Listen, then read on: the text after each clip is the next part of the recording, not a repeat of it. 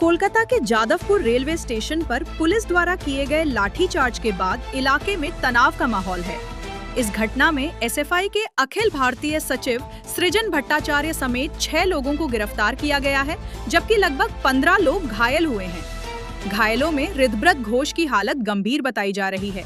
वहीं सुजन चक्रवर्ती और जयराज भट्टाचार्य को उपचार के लिए अस्पताल ले जाया गया। इसी बीच रेलवे प्रशासन ने आसपास की शेष दुकानों को 15 दिनों के भीतर खाली करने का नोटिस जारी किया है। घटना के विरोध में जादवपुर विश्वविद्यालय के छात्रों ने देर रात विश्वविद्यालय के गेट नंबर 4 के सामने प्रदर्शन किया और गिरफ्तार सभी कार्यकर्ताओं की बिना शर्त रिहाई की मांग की।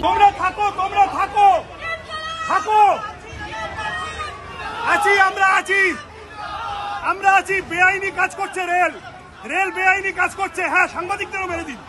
বেআইনি কাজ করছে রেল। রেল আদালতকে এড়িয়ে, আইনকে এড়িয়ে আজকে উচ্ছেদ করতে এসেছে। আমাদেরকে জোর করে বেআইনি ভাবে ডিটেইন করেছে। আমাদেরকে জোর করে বেআইনি ভাবে ডিটেইন করেছে। তোমরা থাকো, আমরা থাকবো, হারবো না।